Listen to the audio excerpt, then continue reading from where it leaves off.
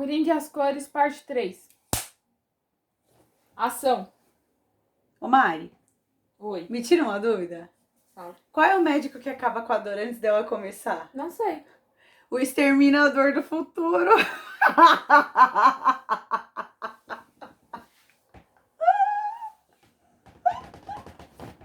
Fala pessoal, tudo bom? Hoje é quinta-feira, dia de Psycho Cinema, então antes da gente começar o vídeo, roda a vinheta.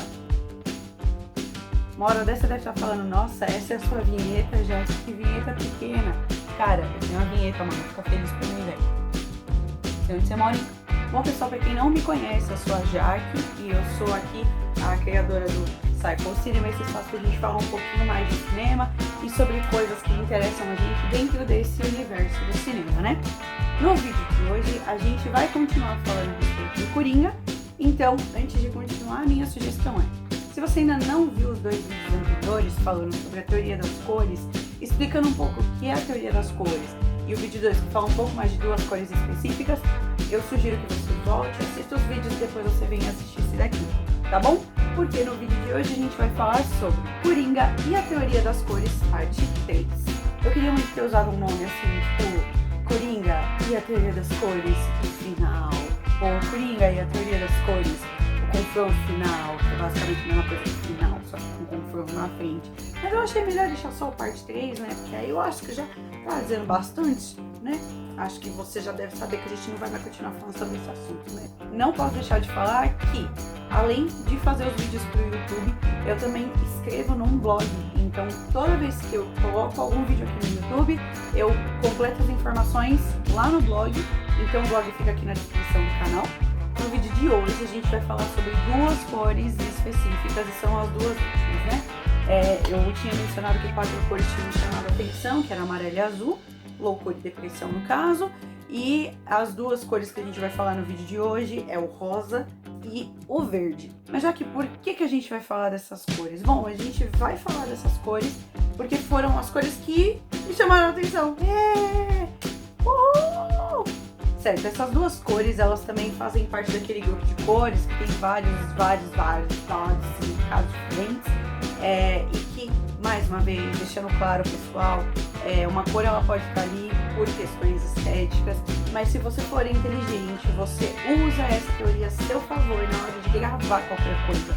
Então, como nesse vídeo a gente vai falar sobre essas duas cores, eu já quero começar destacando pontos de significado, o que cada uma delas quer dizer, para isso já ajudar a gente a analisar as coisas daqui pra frente. O rosa, por exemplo, ele é muito usado em questões de feminilidade, infância, inocência, tudo que é meio fofo, né, que é mais infantil, tem essa ligação com o rosa, e o rosa também é uma cor um pouco sensual.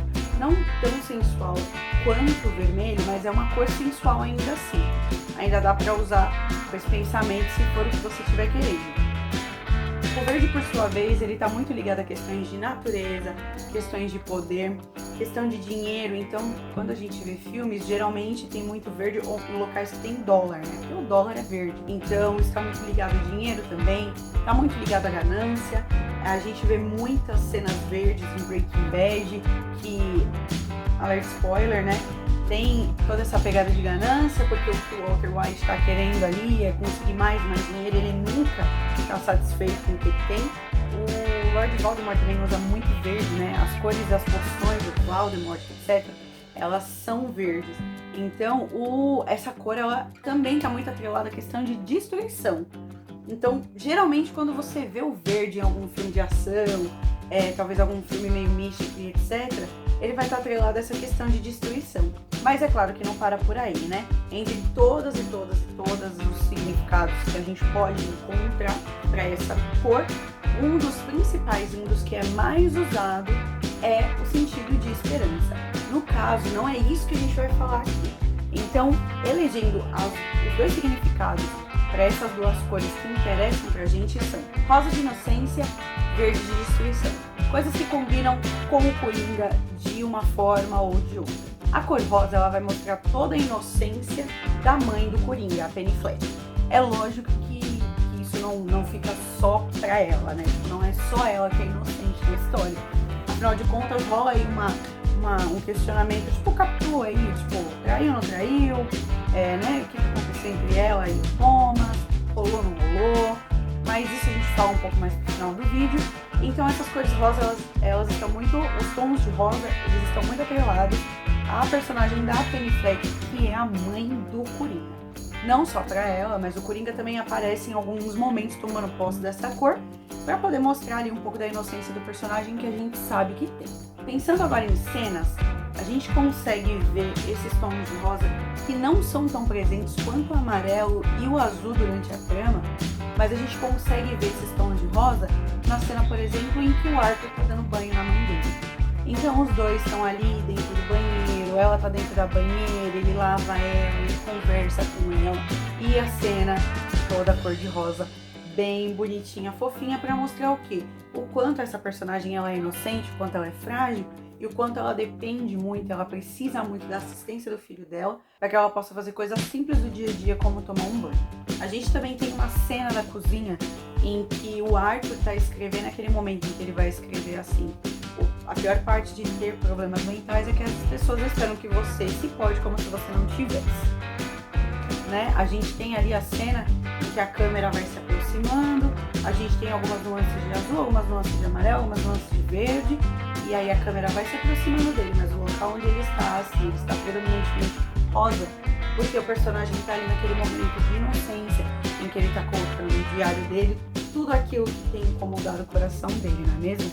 E é importante, pessoal, ressaltar aqui que quando a gente fala de doenças mentais, a gente não está falando só sobre pessoas que têm acesso de loucura e etc. Uma depressão, por exemplo, ou uma ansiedade, são doenças que as pessoas têm e que as outras pessoas ao redor querem que elas finjam que não têm. Então isso é muito visto como frescura. As pessoas encontram diversas desculpas para esse tipo de problema, não é mesmo? Elas querem que as pessoas ajam realmente como se elas não tivessem nada disso. Então, assim, se você tem depressão, se você tem ansiedade, você não precisa necessariamente ser uma pessoa diagnosticada com alguma coisa que te faça rir, sem ter noção do espaço onde você está, ou alguma coisa que te faça chorar. Se você tem depressão e ansiedade, você já tem esses problemas e você sabe que as pessoas esperam que você haja como se nada disso estivesse acontecendo. Então, querendo ou não, né?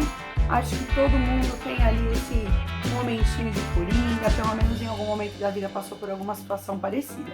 Isso que é legal desse personagem, porque no momento de fazer a caracterização dele, acredito que o Todd Phillips, junto com roteiristas, né, e toda a equipe que trabalhou para a execução desse filme, tenham pensado em trazer esse coringa, que é louco, que é malvado, que é maníaco, para perto da realidade de quem está assistindo, para a gente poder olhar para ele como se a gente estivesse olhando para a gente mesmo, né? Porque no final das contas todo mundo tem problema e dentro da sociedade que a gente vive, as pessoas esperam que a gente finja que isso não está acontecendo e que está tudo bem.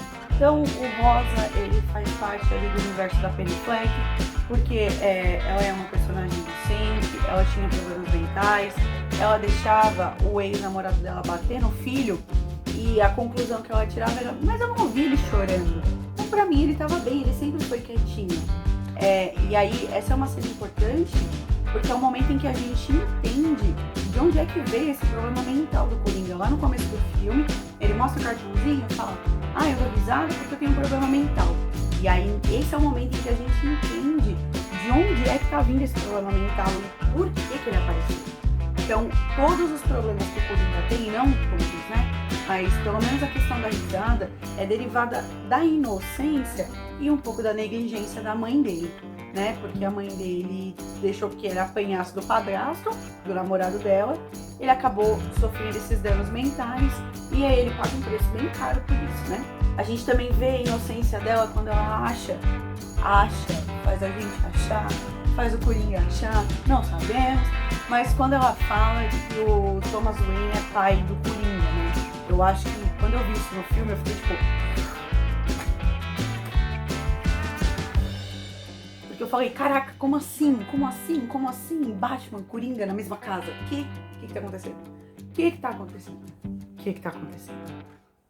Também tem, como na cena do banho, né, em que ela é muito debilitada, ela precisa muito de ajuda para as coisas que ela faz, como uma criança. A gente também vê uma parte dessa inocência quando ele tá lá no hospital das crianças doentes e tem alguns tons de rosa e azul.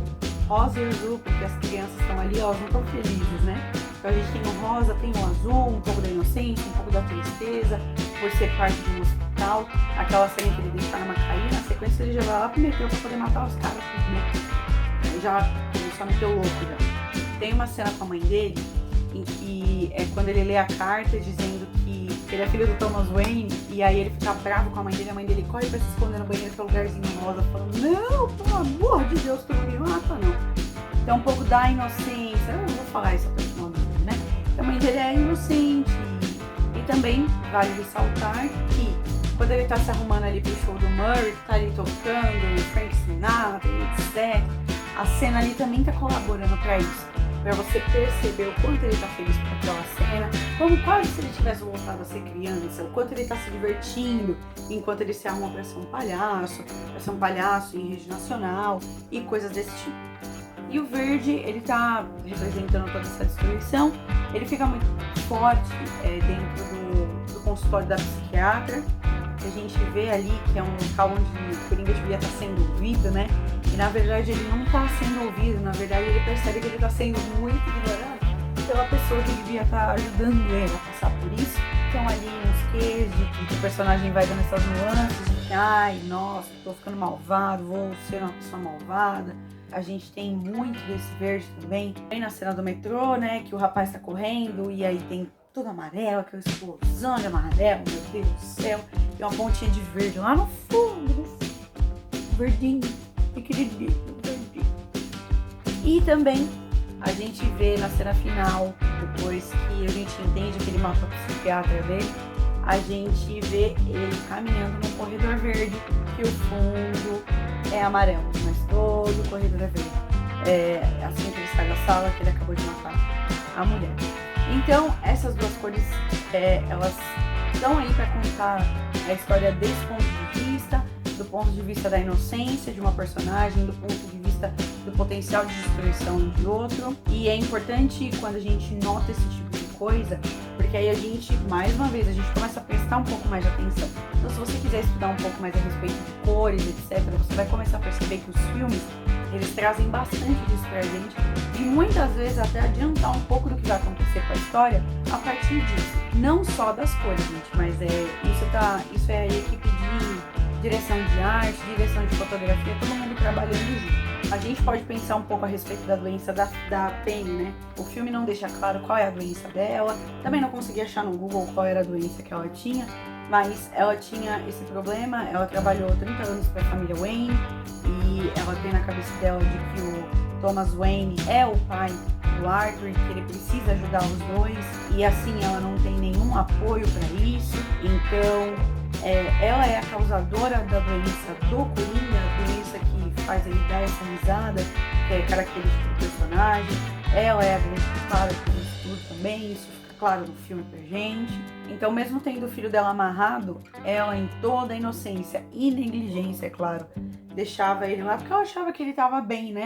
Dentro do que ela falou, ela achava que ele tava bem. Tipo, ele sempre foi quieto mesmo, então ele só tá quieto de novo, só continua quieto. E aqui, pessoal, eu queria trazer pra gente alguns bônus, assim, né?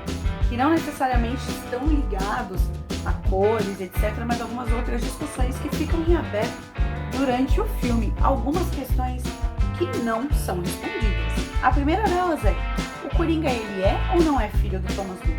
Eu confesso que a hora que eu assisti, enquanto eu tava assistindo da primeira vez, que ele tava lendo a carta, eu fiquei assim, gente, mas por que eu não tô surpresa? Por que eu não tô surpresa que esse tipo de coisa tá sendo colocada em tela, né? E por que eu não tô surpresa que talvez ele tenha mascarado esse tipo de situação porque ele queria evitar um escândalo ou coisa parecida?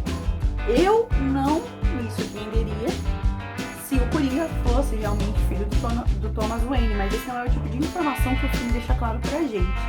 Porém, quando o Coringa tá lá se arrumando dentro do quarto, lá, ouvindo a música e cantando e pintando o cabelo, etc., ele pega uma foto da mãe dele, jovem, e aí tá escrito assim, o seu sorriso é lindo, princesona. Assinado TW. TW, Thomas Wayne, né, mano? Pelo amor de Deus. Pelo amor de Deus. Aí eu te falo, o cara deu uma foto dessa pra menina e não tava tendo nada com ela, não? Tá bom. Tá bom. Nasci ontem mesmo, né? Nasci ontem, Thomas Wayne. Uma outra questão que surge também é que eu gravei um podcast com os meninos um tempo atrás. Vou deixar o link do podcast aqui também. E a gente levantou várias coisas. Eu não tinha prestado atenção em muita coisa. E eles jogaram essas informações assim muito bem, né? Mas aí eu fui pesquisar um pouco também. Existem algumas teorias, né? De que o Coringa de Arkham, lá do final do filme, o cara que tá contando a história no final do filme, ele é um Coringa do presente, contando uma história do passado. Então, outra coisa que a gente descobre no final do filme, e que eu não teria descobrido se não fossem os meninos falando, é que durante o filme, quem tá contando essa história é o Coringa. A gente tá vendo a história do ponto de vista dele. Então, de repente, as coisas que aconteceram ali podem não ter acontecido daquele jeito, elas podem simplesmente não ter acontecido. Então, talvez também seja um Coringa do presente contando uma história do passado, porque ali ele tá com uma aparência um pouco mais velha. E aí a gente fica na dúvida, já pensou? E aí eu não tô falando que alguém colocou, né? Vamos conversar aqui. Já pensou se o Coringa do presente estivesse falando sobre uma história do passado com o Batman sendo Batman agora? Então ele estaria sendo perseguido pelo próprio irmão ou pelo parente? Será que ele sabe? Será que ele não sabe? Será que ele sabe quem é o Batman? Será que ele não sabe quem é o Batman? Então, ficou em aberto, né? O filme deixou algumas pontas soltas pra gente poder pensar nisso bastante também. E a pergunta mais importante, né? Existem grandes discussões. O Coringa do Heath Ledger fala isso em Cavaleiro das Trevas, que o Batman e o Coringa, eles não podem existir um sem o outro. Então, parando pra pensar aqui, se o Thomas Wayne e a Martha Wayne só morreram porque houve todo aquele motim na cidade, o rapaz entrou e atirou nos dois, quer dizer então que o Coringa é o responsável por criar o Batman, que no caso é a pessoa que mais vai ficar contra ele e que vai tentar destruir ele o tempo inteiro. Então, pessoal, só finalizando aqui, hoje a gente falou a respeito de duas coisas diferentes, a gente levantou essas teorias aí, a gente conversou um pouco sobre essas pontas que ficaram em aberto. Se você tiver algum comentário para fazer, se você pensou em mais alguma coisa, já que a gente está encerrando esse assunto hoje, se você pensou em outra coisa que te chamou a atenção, alguma outra coisa que te chamou a atenção dentro do filme, coloca aqui nos comentários, né? De repente a gente volta e faz um outro filme só, um apanhado de comentários das pessoas falando a respeito disso, tá bom? Não esquece de me seguir nas minhas redes sociais, elas também estão aqui na descrição do vídeo. E é isso, pessoal. Até semana que vem.